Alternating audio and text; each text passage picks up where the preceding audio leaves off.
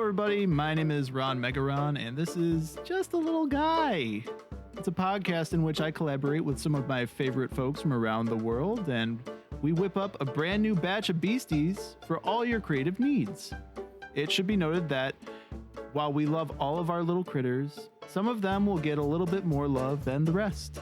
And if you sign up on our Patreon at the $5 tier, you'll be able to cast your vote on which of these creatures will be unleashed onto your choice of tabletop battlefields. So, if that sounds like something you're interested in, or if you just want to help support the show, be sure to drop by patreon.com/justalittleguy. That's JUSTALILGUY. Not little, lil, like your favorite rapper. Okay, now that I've gotten that out of the way, I would like to welcome our first guest, the biggest guest that we've had so far, and possibly ever. He is a prolific DM and defensor by trade. He is the host of What's Left of Us, it airs the last Friday of every month at 2 p.m. Eastern Time. Be there or be square. Mr. Jaycorn. Yeah, you can stop right here. You first guest, best guest, right? Yeah, all right. Yeah. No, I'm ending the show after this. More. Yeah. Right. Just the best podcast series ever. You'll win lots of awards with only one episode. Yeah, I mean, when you're undefeated, right off the bat, you got to retire on top. So, Jay, tell us a little bit about yourself, other than what I've told you already, or go more into detail. I don't know. Yeah, sure. Hi, everybody. I'm Jaycorn. I started my career being one of the many millions of video game reviewers on YouTube way back in the days. So, congratulations. Now you know it doesn't work. Woo! Yeah. I honestly, after being so long on the internet, I think I just decided that it was time to do what I really wanted to do, and I started telling stories, and that's how I met Mr. Megaron here. Oh yeah. And yeah, you're right. Other than that, I run a martial arts company with my friends teaching historical martial arts. Specifically the use of the longsword. We've gotten some acclaim for that. We worked for the Canadian War Museum for a couple of jobs, which is nice. I got to consult on a research project they were doing there, which is super cool. And I don't know. I'm just generally going online being charismatic, and that's about all I have to my name on that one. So tell me a little bit about your DM style. How do you like to design an encounter? What do you do in regards to that? Do you design the monster first or the encounter? Yeah, and it certainly depends on the system you're going for, but generally I design for what the players can do. Right. Nice. So up until this point, when you're playing with a group of people, it's always hard at the very beginning of a campaign when you're really not sure what each of the characters are going to be doing in combat or any other sort of encounter. Social counts. And hopefully you know what the players are going to do because you know them a little bit. But if this is their first round through with your players, you'll need to sacrifice an encounter or two to the boring gods and just kind of deal with it. But when I'm designing, I generally look at what the characters are capable of doing and how the players have typically reacted in the past, and then just kind of play to those strengths, right? I mean, I'll use D&D as an example here, even though we all should really be stepping away from D&D in general. But since it's a touchstone that everyone is relatively familiar with, when you have a bunch of players who are like fighters and wizards and whatever else, you can easily get a whole bunch of D&D is really good at combat. It is what it's built around, is what it does. Yeah. So you have a bunch of numbers and stats that pulls out. So you'll be able to know roughly how much a party can do in terms of damage per turn, how far they're able to move, that sort of thing. Yeah. And then after that, it's a matter of finding either a monster from the libraries that works or a series of monsters that works and can work together. Or honestly, just design your own. You know what you want it to do, just make it do that. The players don't have to have the monster stat block, just make it do stuff. Yeah, just make it up. That's exactly what I did in my Monster of the Week game. I was just like, wait a minute, I can do literally whatever I want. Absolutely, you can. Even in a very strictly controlled game like D&D, in terms of the guardrails that it puts on. Again, the players do not have access to the monster the monster templates that you are working with. They do not see what the DM sees. You can make it. One of the coolest things I have done lately, and Ron will be able to tell you how much he enjoyed it, was the lava zombies. Yes, the lava zombies. All I did was I took the template for the Strahd zombies, the ones that break apart as you murder them, and I flavored them to have some lava stuff. When you hit them, they spout out a little bit of very hot fluid that you have to dodge. They just goosh a little bit all over the place. They just goosh. That's it. And then they have regeneration that continues after their death, kind of like a troll. So yeah, like that's all I did. That's it. It's very simple design. Now, do you design for what scares you, or are you more like, do you kind of go for just something that you think is going to be effective against other players? Look, there's not. I mean, in a horror situation, if I want to scare my players, I will probably go with what I think is at least concerning. Yeah, no, that's fair. Right now, like I'm not generally afraid of it. Like I like body horror stuff. I think it's intriguing. I think if you want a very easy rise out of people to make them uncomfortable in their chairs, body horror is a very good go-to. Again, when you're working with horror folks, always make sure you have consenting folks at the table. And if they suddenly do not consent, you listen. If at any point the players at my table had said, "Hey, those lava zombies are too terrifying, please stop," and I didn't do that, I would be a bad DM. But don't DM etiquette, everybody. Man, we got all the hot takes out of the way. We got the D&D bad take. We got the be a good DM take. We got all sorts of hot takes right out of the way, right out of the gate. Wow. Listen, I've been doing this D&D thing for like 20 plus years. All right. D&D bad. D&D has always been bad. It's not at all the goodest TTRPG. It's fine. It's not good. No, it's adequate. I say only play for a tenth of the time. Like Monster of the Week is hands down a better game than D&D easily. You know what's silly is that I almost wanted to be like, well, thank you, even though I had no hand in designing that game. I was just like, oh I know it's such a great game. Almost everything I think I said this the other day online, but almost everything I have ever played that has been produced by Evil Hat, which is the studio that did Monster of the Week and Blade in the Dark and stuff like that. Holy shit, they're a great publishing company. They seek out really good indie titles and boost them. Again, like Monster of the Week, Blade in the Dark. Who wrote Monster of the Week? Do you know? Oh shit! I should know this offhand. Yeah, I think it's Michael Sanderson. Hold on, I'm definitely not looking it up right now. Monster of the Week. This is prime podcast stuff right here. Michael Sands. I was close. Michael Sands. Yeah, you were very close. You actually said the whole name. You just started adding stuff to it. I just started. Yeah, I improvised a little too much, which reminds me they're doing a new thing called like improv for gamers or something like that. Oh yeah. Which I'm just like, I have that. Hold on, I think I have that. Oh, I think they're doing like a new volume or something like that. But it's like, there's so much stuff from their shop that I want to get. My fiance actually just bought me Greedy Dragons. I have the second edition of Improv for Gamers. Yeah. Wow. Well, I guess we're gonna have to find a way for me to read that over the internet, maybe through scanning or something of that nature. Which reminds me, I need to. Buddy, I can just send you the link. Yeah. I have a. Never mind. That's unrelated. Anyway. So I think, long story short, as we went on a long tangent there, when you're designing for an encounter, if you don't take into the primary thing you should be looking at is what your players want to do, right? Yes, absolutely. Like if you don't follow that, then you're going to have boring encounters.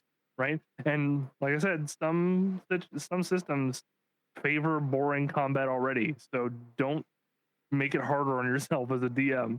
No, or it just doesn't. It's not smart. Just think of what each of your players wants to do and design encounters for that. And you don't have to design for everybody at the same time either. Like you can say, hey, for my 1 or 2 encounters for this session that I'm planning. I'm planning primarily for this character in mind because we're on this part of their story. Like you don't have to everybody gets their time in the spotlight, you know what I mean? And Yeah. the encounters don't have to always be for everybody. Yeah, absolutely. That's a thing that I just started DMing back in October. So I'm still very new to it, and I've had things happen where we've had to do like a sidetrack and go on like somebody else's mission, just because they kind of like they took the initiative and they're like, hey, we're gonna go and like hunt some werewolves now, even though there's this other crap happening in town. Like you said, the encounter is not necessarily for everybody in the group, but boy, did everybody in the group tag along. Uh, Yeah. they're like, yeah, you know what? We kind of want to go along with you, but also, why are we going over here? Yeah, because again, I think most players enjoy experiencing each other's stories, like whether or not they have a giant part in them.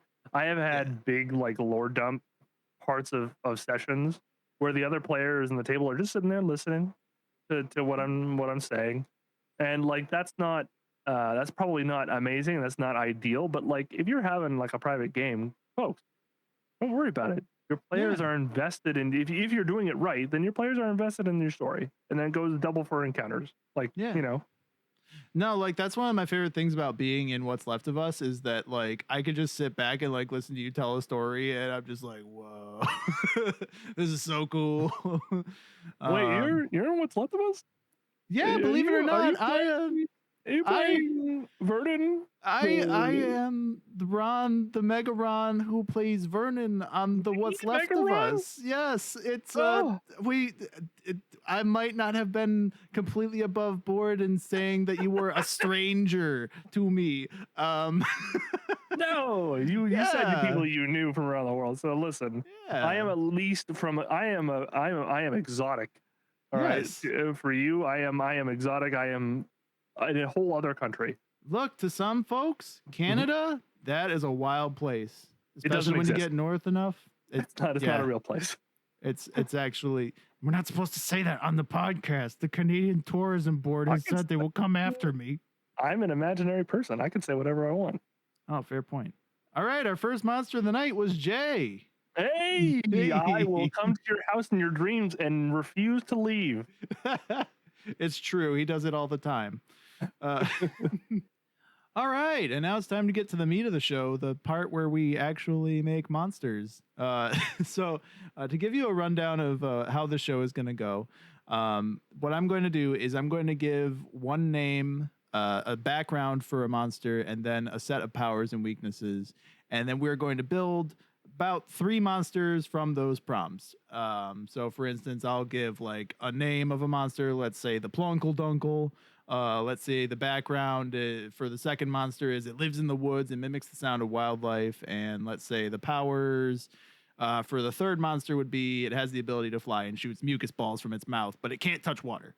And let's just say that's just an example. You know, maybe we'll do that one later down the road, but just so you. Well, now I kind of want to. I know, right? Like the Plunkeldunkel is just such a good name. It is. It is. Oh, I kind of wish it wasn't the one I made up just like as a joke. You know? Well, you live and dream. Somebody's going to make it one day. That is true. I guess we could always just do that today, and I could just like make it the first one. Yeah, the first one. Okay, well, hey, you know what? Why not? It's my show, so yeah, let's do the Plunkeldunkel, okay? All right, number 1. Megaron has a realization. Wait a second, this is my show. Jay just told me, hey, you gotta take control of your show, and I'm like, hey, wait a second, yeah, I do. that's a great idea. As always, he's a bad influence on me. All right, so given the name the Plunkeldunkel. Sure. What comes to mind in terms of like a background for this monster? Now, are we talking like a background in a picture, or are we talking like? Oh, it can be really anything. How you think he looks, where you think it lives, how you think it operates. You know, just like okay. Background is kind of a vague concept, but the general idea. So when I was setting this show up, I was like, I can do background or appearances, and I figured background would be a lot more fun. Is fine. Because that way the people, the kind people watching this show who might be intrigued by the Plunkeldunkel might do some fan art. Exactly. and it And can be like, whatever we want. yeah. And like we can make up stuff like it's got, maybe it carries around drumsticks, for fun, like or like Right. little mallets, you know? Yeah. Who knows? Who knows? Okay. Yeah. So as a background, I don't know. The name Plunkeldunkel kind of reminds me of those like Midwestern American like Oh cryptids. yeah. Hmm. Like This guy the is ones that like it has 1 foot and you can hear it coming. It steals only pet gerbils. oh my And god. that's it. That's all it does. Yeah. It doesn't even hurt people. It just like it only takes possession of those gerbils. Oh no, it hurts people. It Oh what? Really? wildly ravages people who get in the way of its theft Wow. of pet gerbils. So does it how do you think it would hurt it then? Do you think that it would like use like big giant claws? I mean, you got to carry gerbils with something, but like Right, you got to carry the gerbils somehow. maybe it Like has I like mean, I bet you it's got little tiny hands to very carefully ooh, steal the gerbils because it doesn't want to yes. hurt the gerbils. It wants. My headcanon already about the Plunkeldunkel is that it's a gerbil enthusiast. Oh, so it doesn't even harm them. It's just like it wants Just to wants them. collect all the gerbils. It wants to make a little Right. gerbil farm. Okay. That's right. However, it also has 2 other big fuck off arms that it uses to beat people up with. Yes, I love this. And People who are in the way of its gerbil stealing machinations. yes. Do you think this guy would be scaly or like fuzzy or something in between? Ah, man. I think he'd have the grossest option, which is extremely human skin. Oh God. Now would it? I think that is probably the worst option you could have gone with, which makes it very effective. That's why I like gerbils, because gerbils feel soft, right? Yeah, I'm picturing him as being like kind of like as our friend of the show Mildred Thought Slime would say. Mildred Thought Slime, Yeah. the video essayist, the slimiest. Yeah. Like Mildred would already be disappointed because I didn't use the wettest version of skin type I possibly could. Well, see, now that's what I was thinking is like, what if it was a wet human skin? Right. Yeah, except the problem is then the gerbils will be very unhappy. Oh, yeah, that's true. That's true. Maybe it has like soft palms though. Like, maybe Extremely dry palms. Yeah. Like maybe it like Okay. exudes lotion or something. No, that doesn't make any sense. That's even grosser than I could have come up with. Mildred is now happy again. Yeah, instead of sweat, it just like lotion just from the pores. Just oof. I like that idea. That awesome. God. I mean, I don't, but I think it's a good design choice. I agree. I'm gonna write that down. Well, I'm not gonna write that down. I'll go back later and write this down for the thing. I guess I can cut this section out. Yeah, you can do it in post. Yeah. Like, I'm so sorry. I just ruined the illusion for the people at home. This is not done live. This is that would be. This is all scripted. Yeah, this is entirely scripted. Yeah, we're masters at making scripts sound like perfect off the cuff jargon. Yeah, like that part that I said earlier about the Monstermatic that I definitely didn't forget about how I have a machine called the Monstermatic 5000 that prints out these names and stuff for us. Yeah.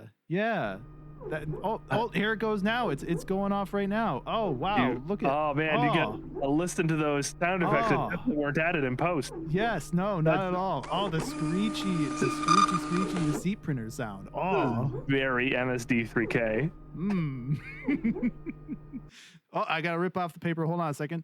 Yeah. Okay. Cool. Oh, that's for the next round though. Okay, we should probably finish off this round. Okay, so we've got what it looks like. It's very upsetting. Yeah, I can see why someone would want to defend their beloved pet gerbil from this thing. Yeah, it's basically just a naked human, by the sounds of it, who exudes lotion, has 2 sets of arms, if I'm understanding correctly. Yeah, I mean it's gotta have no neck. It's gotta have no neck at all, right? Oh yeah. Yeah. Like its eyeballs gotta be in its torso, right? Yeah. Yeah. And same with its mouth. I don't know where its mouth would be, but I don't want to. I don't either. I don't. Maybe it doesn't have a mouth. No, wait, Yeah. no, it has to have a mouth because it has to just make the worst sounds. It has to make like the worst smile as well anytime it sees a gerbil. Like it just gotta be like, ah. Oh, it's big and toothy and you know they don't have dentists out in the woods of Minnesota, so no. Well, probably not anyway. Minnesota. Are we zeroing in on Minnesota as where this I heard creature, Midwestern, so I thought. Yeah. No, hey, I'm there. I don't know a lot about American geography, so let's go for it. It's either that or Appalachia. That's the two choices we for can't. all the cryptids. That's Zoe's neck of the woods. She would destroy us for telling her that thing lives near her. Yeah, we gotta save that for her. Oh my gosh. Okay, so it's got an eyeball in the center. It's got a mouth that's big, toothy grin. It's got 1 foot, 2 sets of arms, one massive, one tiny with soft hands. That's right. Am I forgetting something? Does it have hair? No, that would be easy. No, it shouldn't have hair. Yeah, no, it's just bald. Oh wait, no, hold on. You know, in the old Looney Tunes, like Bugs Bunny cartoons, when you'd see that big monster with that little tiny like mop of hair on the very top of its head. You know what I'm talking about? Yeah, I think I know the one you're talking about. Yeah. Absolutely. Gossamer, I think is the one you're talking about. Yeah. The orange one. Yeah, absolutely. That unruly like Mo Howard style mop on the top of its head that just didn't. Well, in this case, on the top of this thing's like necklace torso. I think this is the wrong monster. That's the one. Yeah, exactly. Only like that's the fur covered one. You need like a little tiny mop of hair on its head. Yeah, absolutely. Oh gosh. Okay. Yeah. Yeah, absolutely. That's the only hair it has, and that means it has to have an extremely human butt. Because that's of course. It has to. It has to. You can't make a weird little. This truly is a weird little guy. He really is. He's just a strange little guy. Now, quick question: does he have like one of those like cake kind of butts, or is he like flat as a board, like Hank Hill, concave even? It's gotta be cake. I think so too. Because there's got to be no reason for it. Is my point. Yeah. You understand? Like, there's no reason for him to be all caked up, but he's got to be caked up. You know? Yeah. I mean, that way he's more especially attractive. With only one leg. The fan art can get really weird. Yeah, like the butt doesn't make sense anyway because he's got one leg, right? Yeah. But right, like how would that even work? How do you? Yeah. Does he just like poop as he runs? Like I don't know. Yeah, right. Who knows? He probably doesn't even poop from that butt. It's just there. It's just an aesthetic butt. He's got multiple butts, or he's just like. Well, I don't know actually how snakes like digest their food or anything like that, but I imagine that it's like, they got something going on where they would like actually poop. I think snakes poop. I don't know. I imagine snakes poop. Okay. I'm not a biologist here, but. I'm not a biologist, but I think that the snakes do in fact poop. Yeah, I would agree with that. Oh my gosh, I'm getting a headache already just from picturing this thing. Oh, all lightheaded. I've been laughing too much. The Plunkeldunkel is coming to get you. The Plunkeldunkel is coming for my gerbils. Now, does it only do gerbils, or is it like hamsters too? I think to be fair, right, because no creature could survive on simply gerbils. I think it requires the love of all furry rodents. Yeah. Gerbils, rats, hamsters, mice. Maybe guinea pigs is somewhere along the knot line. Maybe capybaras are the highest tier that it'll accept. Yeah, you see one of these guys loping along using its big arms and its one little leg to just kind of move real fast. It's got a capybara tucked under its arm, eating a piece of orange or something. Yeah, I don't know what capybaras eat. Rough knuckles and stuff like that, because that it like uses those like big arms to like propel it forward. Kind of thing. That's why it hurts when it slaps you. Yeah, it has a lot of experience with just lifting its full body weight at really rapid speeds. Yeah. What else? Oh, do you think that there's only one Plunkeldunkel, or are there like Plunkeldunkel. entire species. I shudder to think of this thing reproducing. So let's make it happen. Yes, the most horrific thing. Yeah. Because otherwise, the premise of this creature is not actually horrific. It's just its existence in general that's horrific. Yeah. Exactly. Yeah. All right, sweet. So there's a whole family of Plunkeldunkel just like roaming the woods of Midwestern USA and Manitoba, let's say. Have you seen the Plunkeldunkel? Lock up your rodents, folks. Should we tie a bow on this Plunkeldunkel? What are we talking about here? Yeah, sure. What kind of powers and weaknesses does it have? I mean, I guess it has like the power of strength, right? I mean, sure, and obviously being so soft because it constantly exudes that lotion. The lotion. Right. Yes, of course. I think it just primarily does a big open-handed slap on people. Like, think of the size of that big meaty hand, just you know? Yep. Yeah, and then I think its weakness would probably just be that, like you said, its affinity for small rodents. It would just be like easily distracted anytime there's like a small rodent around. And I'd like to imagine that as horrific as it is, all it really wants is some furry companionship. And so if it can't find any for a while, I think the Plunkeldunkel just gives up. It just curls into a ball somewhere in the woods. Just disappears. Yeah. Yeah. That would be a good place for it though. Like a fairy when you stop believing in it. Yes. It just fades until you, I don't know, bring it a furry creature. Yeah, like Michael J. Fox when he almost caused his parents not to get together in Back to the Future. Yeah, it starts to fade. Yeah, exactly. Yeah. Mm-hmm. But then when it sees that squirrel, oh boy, it's on. That's right. Okay. Well, that's the Plunkeldunkel. You guys have fun with that, making the fan art and everything. You know, I'm sure you'll love it. I remember hashtag Plunkeldunkel. Make sure we see it. You can tag us on any social media that we're on. Yeah, which is all of them, I think. I think so, especially with my new job, which I'm not going to get into. But but yes. All right, one down. On to the next one. Oh wait, I already got my little slip here from the machine. The contraption. The Monstermatic 5000.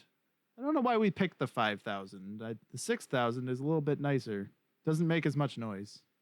Well, yeah, but it's got built-in obsolescence, right? The 5000 is built to last. That is true. And I am on a budget. Which again, if you'd like to help out with that, you can go to our Patreon at patreon.com/justalittleguy. Oh, the plug. Oh, the professional plug.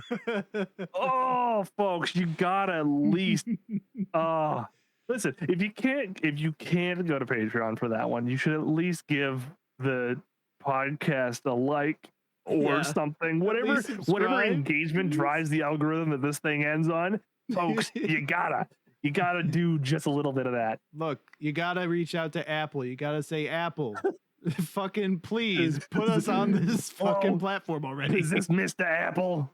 Yeah, this just a little guy had a clever moment. And we're joined by famous cryptid Dobby Duke, not Bobby Duke.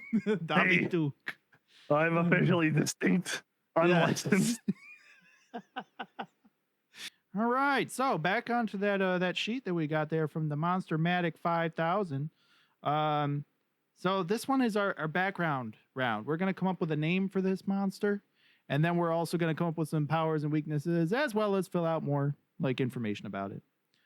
So the Monstermatic 5000 says, this monster lives in a frozen place, specifically in the freezer at the local diner. Its favorite pastime is frightening the employees. So Jay, have you ever worked at a restaurant before? Oh, yeah. Yeah. You kidding me? You can't grow up as a millennial and never work a service industry job. That's for true. Yeah. That's very for true. Yeah.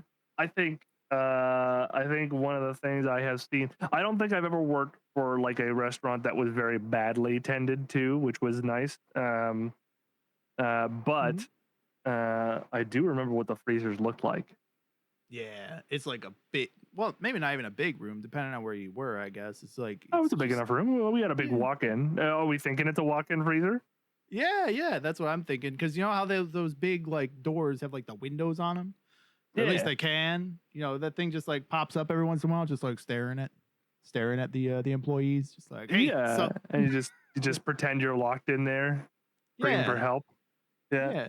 Makes noise like maybe it mimics the voices of the employees, yeah, maybe. or small children, or or the elderly.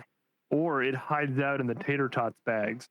You know, those ones that you never, you just You'd kind of never see it camouflage coming. itself. It looks like a little tater tot. Yes, And then because wow. I don't know about you, but every place I have ever worked in that had a freezer, the tater tots were always like the bags of stuff that would be in there forever. Like we'd have a Yeah. bunch of them, and then there'd always be one in the back that no one ever touched.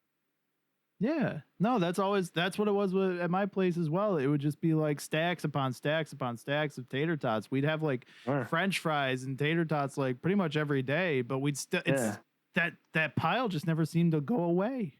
Right, and it's never like gross, but like how long has that shit really been there? Yeah. Right? Like, yeah, it's frozen and stuff, but like there's no shot it's still good, right? Like not as I'd fresh still as eat it it. could be. I mean, me too. Listen. I am not above digesting some freezer burn. Okay, do not let it be said. Yeah. There's still some nutrition in there somewhere. Yeah, get some extra liquid too. Yeah. Yeah. Okay. I don't know. Yeah. So I don't know about you, but like something tiny that skitters around in a smaller space. I'm not one to get flustered by anything. I like spiders, for instance, but like if I don't know what's skittering around and I hear the skittering, I might be a little nervous. Yeah, no, I agree. Like, especially because it's got like the little like it's got like kind of like spider legs. I would imagine, but it has like little hands at the end of it. So it's like you can like literally hear it like it's playing bongos on the walls. Amazing. Yeah. Do we think it's like some sort of those like burrowing spiders that like their burrowing appendages are specifically like a little thicker so that they can tap and things?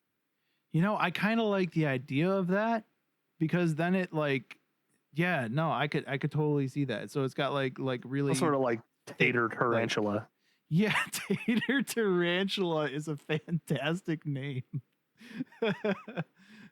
Oh my gosh.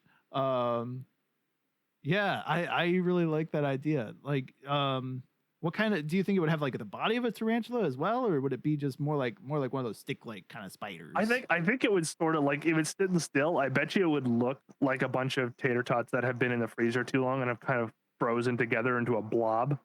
Yeah, yeah. So like, what's the backside of a spider called? It's called a thorax. The thorax. I should have known that. So like you think its thorax would be all like lumpy and stuff like that, or like the whole body? I think the whole body, but like the lumps would certainly. If I was to draw this thing as a designer, I'd probably design it to look vaguely like a spider in terms of its regular body proportions. Yeah, that's kind of what I'm thinking as well. All right, so a spider shaped like a potato, a bunch of like little tater tots, but with human hands for the end of its legs.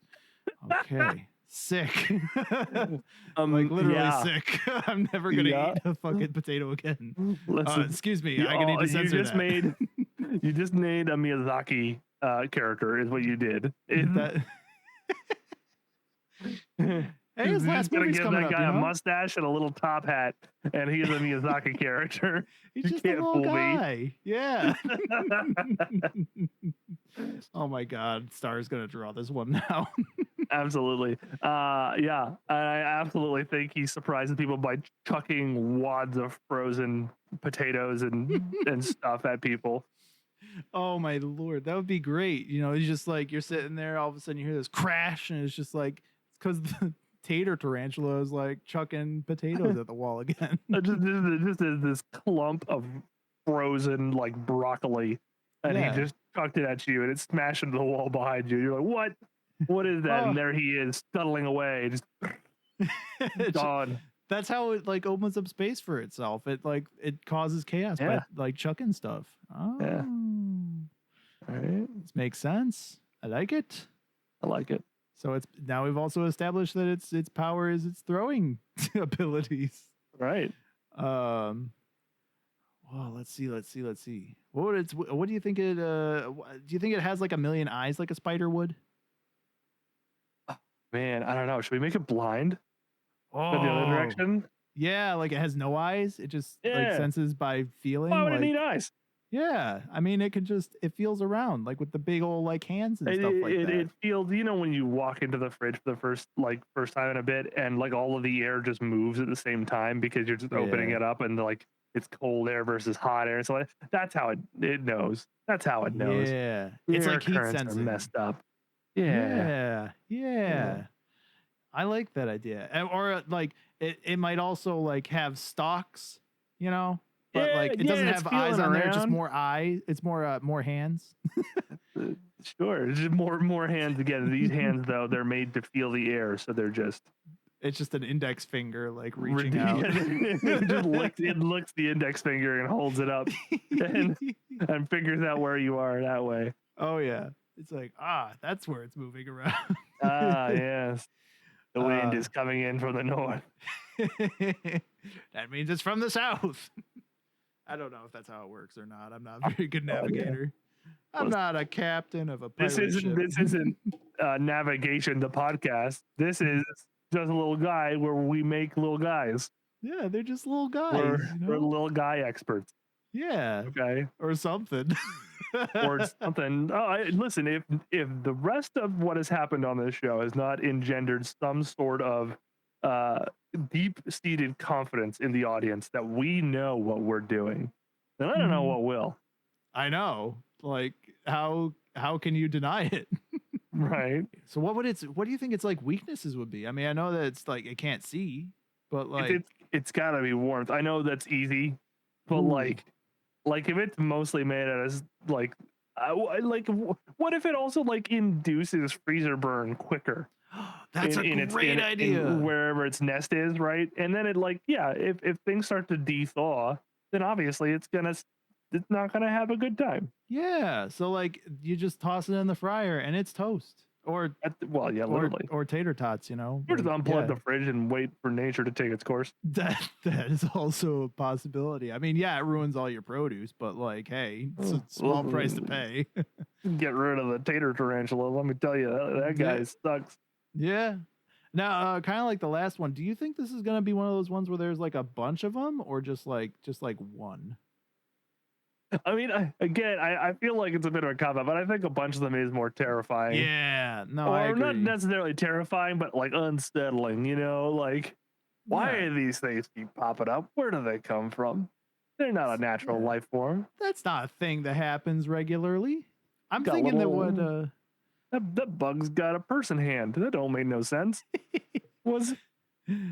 I'm thinking that the way they would like procreate would be like to inject like eggs into potatoes as well, and that's why they're shaped like potatoes. Listen, there are real bugs that do that shit. Yeah. Really? That's terrifying. Well, maybe not potatoes specifically, but there are insects that use fruit and veg as the place to ferment their as the proper nesting ground for their young. Anyway, that's like they ferment their young. Yeah. Yes, like fruit. Again, we are not biologists, folks. Don't listen to us in any capacity there. We make stuff up. We don't know anything. Oh wait, don't banana spiders do that kind of thing? Right? See? Yeah. Why? That's why I don't get bananas in my house. Not because of spiders, but because I like spiders, as previously mentioned. But because up here you get bananas, like fresh bananas or something, and they usually have fruit flies that have laid eggs in the stem or something, and then you've got an explosion of fruit flies in your house, and they don't go away for like the entire summer, and it's stuck. Yeah, those are the worst. Yeah, just like this tater tarantula. You know, once you got one, you gotta get rid of that. You gotta like get rid of it. You gotta open the fridge door and just leave it open. All right, or the freezer door, I guess, because it's probably not gonna be in the fridge. I gotta figure that it's also like, once you really get down to it, it's probably not a threat at all. Like, I don't think this thing has a mouth. It's it doesn't eat. It just exists. Right. If you manage to like get your hands on this thing to chuck it out of your freezer, all it will do is slap you a whole bunch. It's like, no, stop it.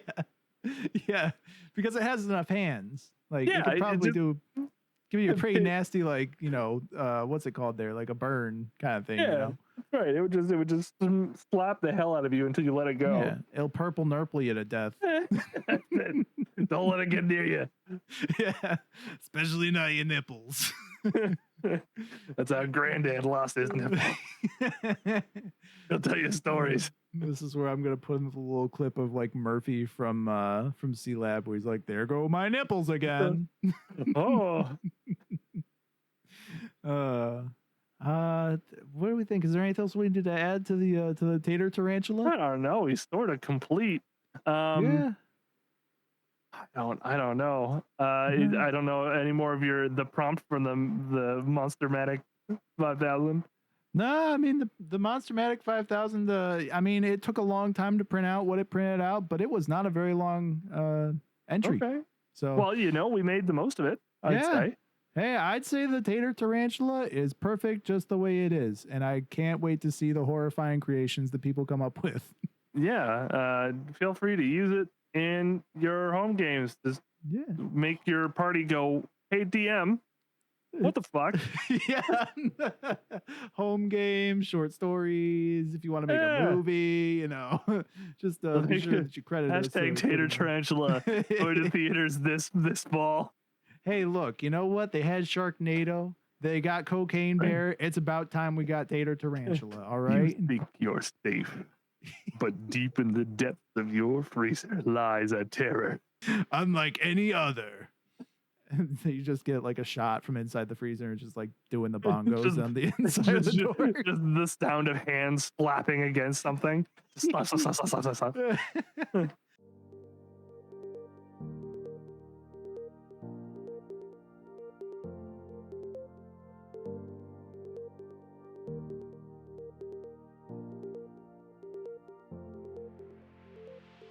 All right, and now we're going to turn to the Monstermatic 5000. My bad. I don't want to get the techies all up in my face. You had to hold the 3000 out of the closet. Oh, it's been a while. 3000, buddy. It doesn't even run Doom, okay? Man, it's taking it runs on facts. Yeah, like you can do just about anything with this thing, but Doom, nah.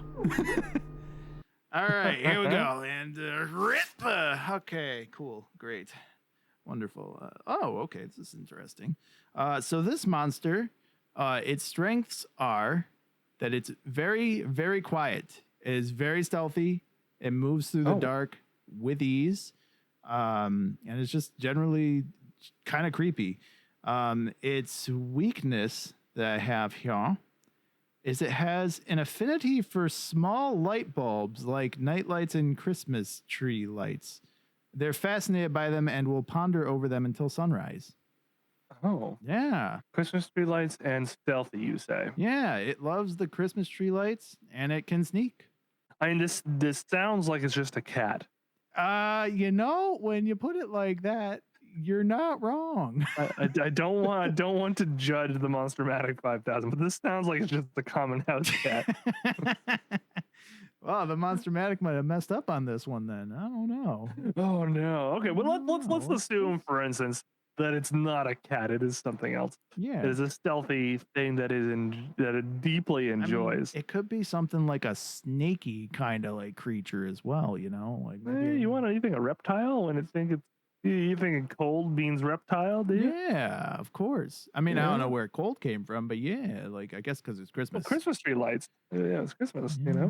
Although I suppose I had Christmas down in Florida once, and it was easily warm enough for reptiles to survive. That's for true. I bet you probably ended up with like a gator or something like that. Just hanging out there. It was actually lovely. As a Canadian, listen, folks, go down to. Well, maybe not Florida now, but like Texas or something. Do that for Christmas because it's like 60 something degrees Fahrenheit at freedom units, which is like, I don't know, it's like low 20s. I was walking around in a t-shirt and shorts for Christmas, and all the locals were bundled up and looking at me like I was mad. Mm-hmm. I've seen that King of the Hill episode. Yeah, where they were. I had fun. Yeah. Let's. But no, let's. You're right. I think let's go with the snaky, but let's flip it on its head. Just because it's snaky doesn't have to be a reptile. No. Right? Ooh. Why isn't it a snake-like mammal? You know what? Now I hate this idea, Right. or love it, depending. And Yeah. it's like a fuzzy. Like it's like if a tube stock was no. alive. It's That would be awesome for like it like being stealthy too. It just hides in people's laundry, you know? right. Yeah, it's a little fuzzy. It likes warm places. Yeah. It mystified by light, Yeah, it's just like, which has to mean it's got gigantic eyeballs. oh yeah, no. You know what? Now that I think about it, maybe it's a sock puppet.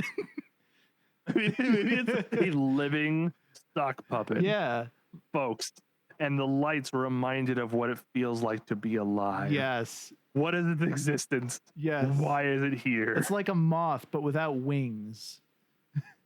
Yeah, well, who knows? Depending on the stock puppet, it could have Oh. wings. It just doesn't use them because it's a stock puppet. That is true. And so it's an animated. I'm down with this. Let's call it an animated stock puppet. Animated sock Right? puppet.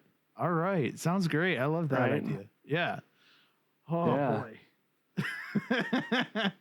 I sort of I feel love like we've that already idea. reached the bottom of the barrel of the show, but maybe not. Maybe not.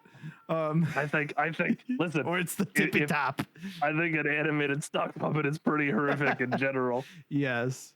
Oh, but what if it exuded lotion? No.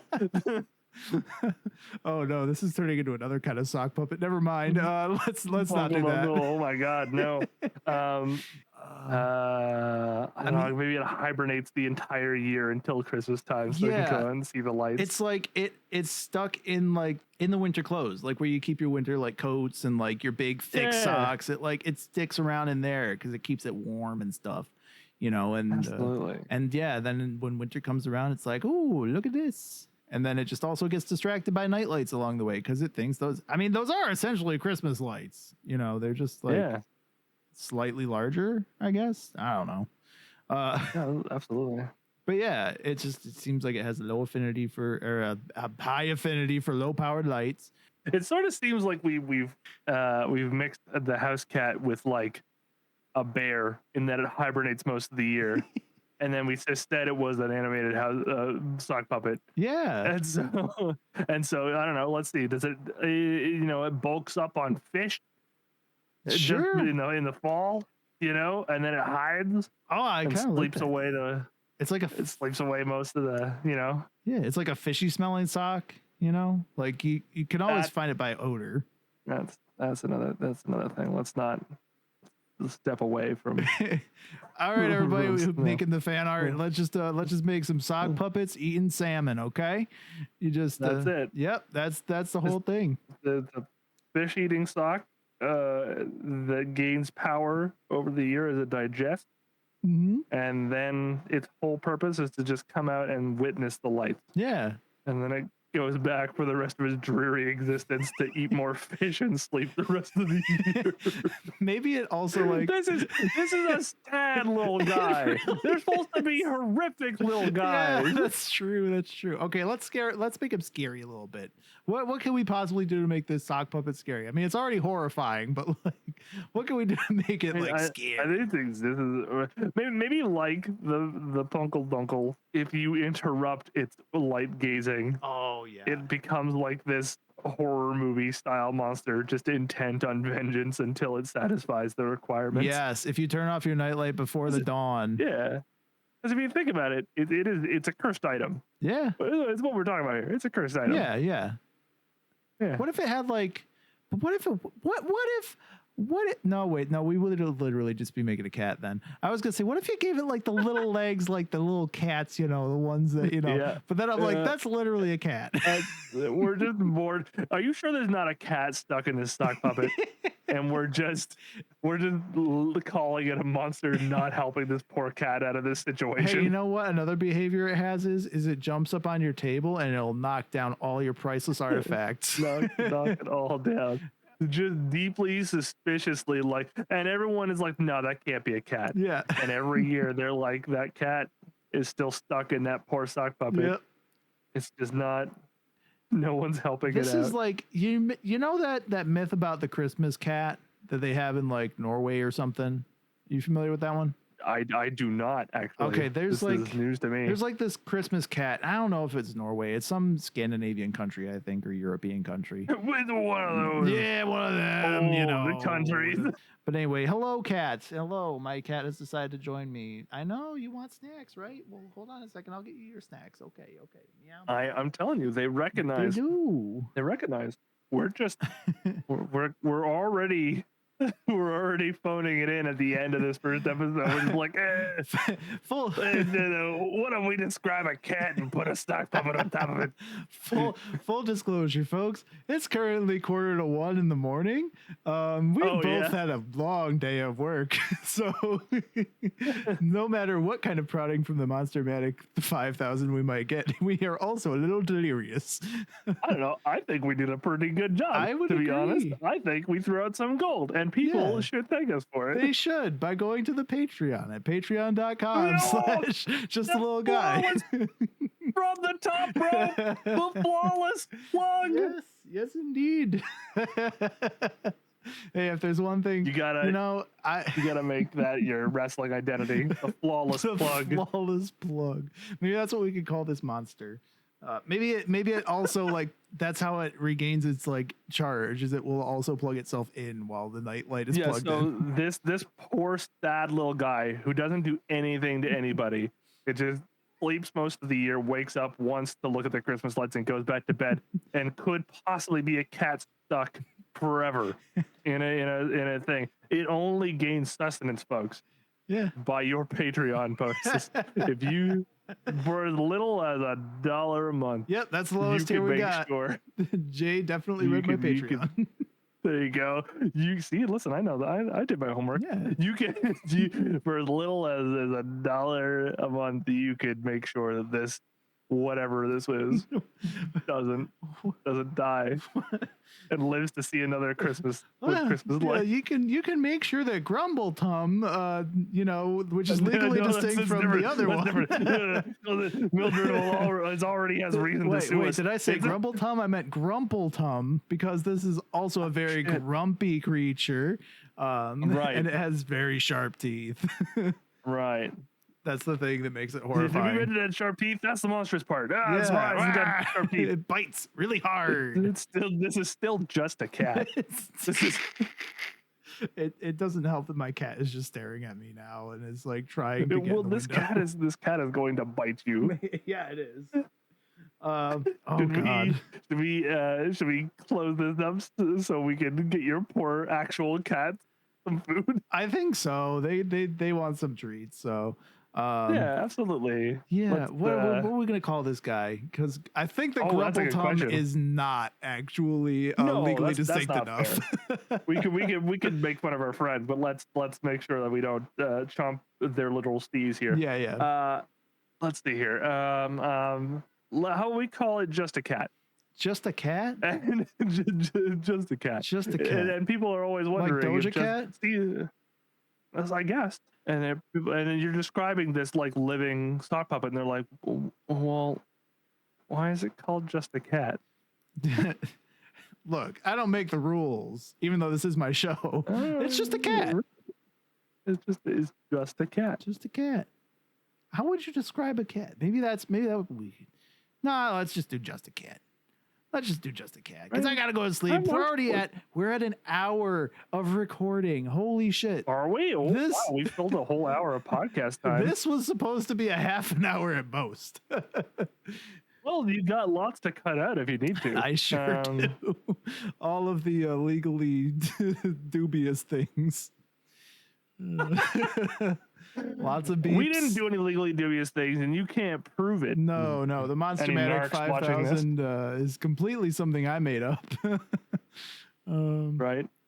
I think it is. You're going to put this out, and sponsors are going to be breaking down your door. They better be, considering how long it's taken some of these places to publish my podcast. I mean, what? How dare. I'm not calling out Apple, for anything, Mr. Apple. I mean, even Google got back to me. Google? Yeah, Google has a podcast app, in case you didn't know. I do. I will listen to most of my podcasts on it. Oh, well, you're going to be unhappy, because even though they said that they put my podcast on there, they haven't put it on there. Well, you don't have any offerings yet, I don't think, do you? I put the trailer on. So. Oh, the trailer. Yeah, the Folks, if you're trailer. listening to this, you should have heard the trailer. Yeah, you can. It was amazing. It changed my life. Yeah, it literally made my fiance cry.